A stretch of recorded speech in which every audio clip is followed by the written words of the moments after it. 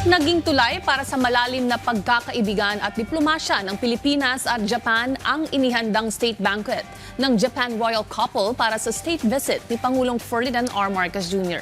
Yan ang ulat ni Clong Fajardo.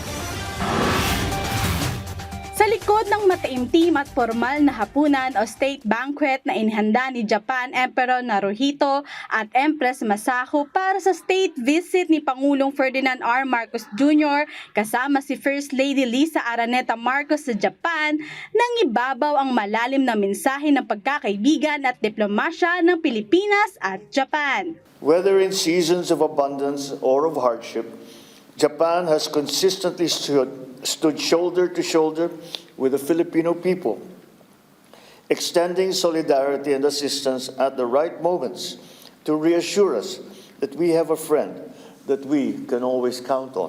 Lalo pang napagtibay ang kooperasyon sa pagpapalakas ng seguridad, ekonomiya at pagtutulungan ng dalawang bansa.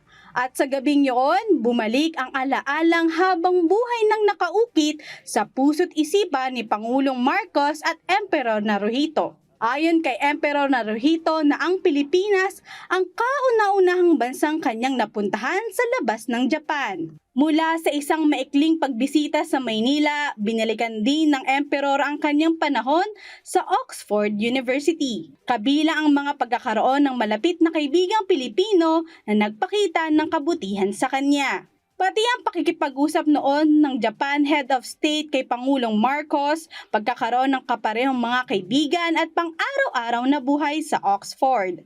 Ginunita rin ng Emperor ang matagal ng ugnayan ng pamilyang Marcos sa Japan.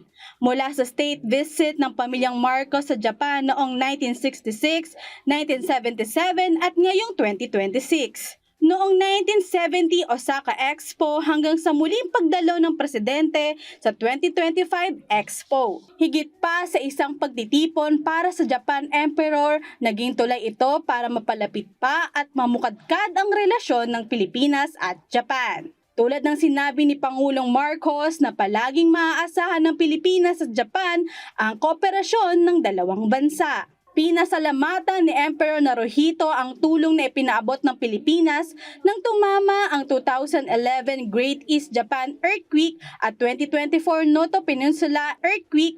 Ang ugnayan ng Pilipinas at Japan, inukit ng pagkakaibigan at diplomasya, pinatatag ng kooperasyon at lalo pang titibay dahil sa pagkakaisa ng dalawang bansa. Clong Fajardo para sa Pambansang TV sa Bagong Pilipinas.